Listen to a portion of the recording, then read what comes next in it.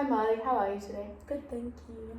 So how's your sleep regime improved since we last spoke? It has improved. Improved a little bit. I've been putting my phone down like 2 hours earlier before bed, like you told me to, and been drinking my herbal teas like maybe 5 times a day, and it's been really helping, I think. Oh, that's great to hear.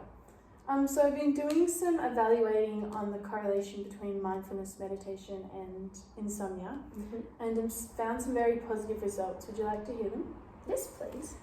So have you heard of mindfulness meditation before? I have, but I haven't really looked into it.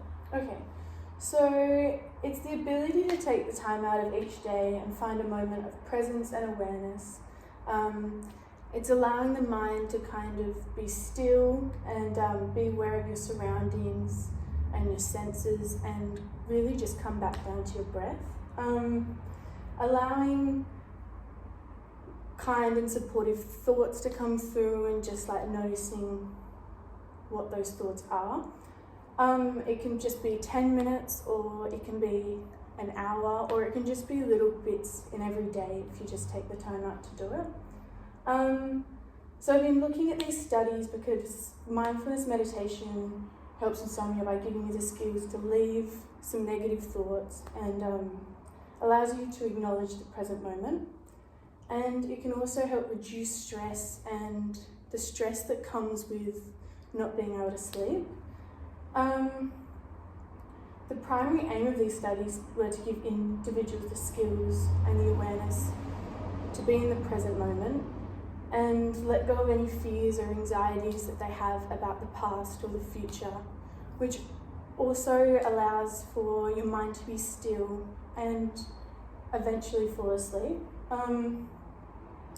As I know you've been dealing with increased stress and insomnia for a few years now, and I think these techniques and practices would really be beneficial for your mental health. Okay.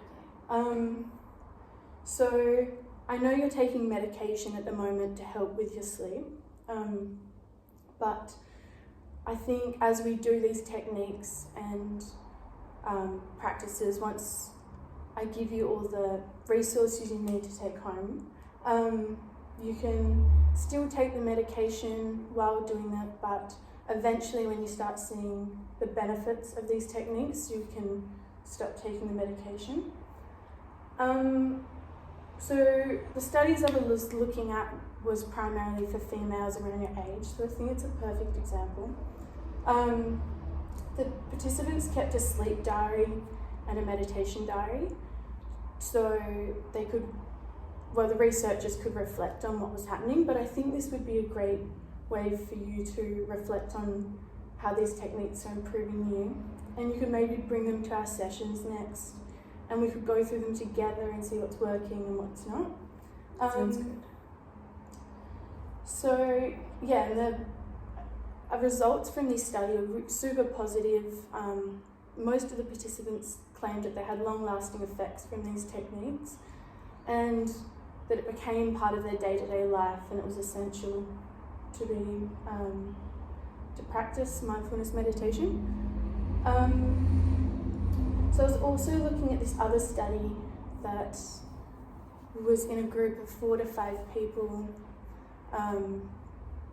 and they had a moderator there, and they talked about the mindfulness meditation, and they had talked about their insomnia, and I think it could be really great if you even joined a group that talked about these experiences.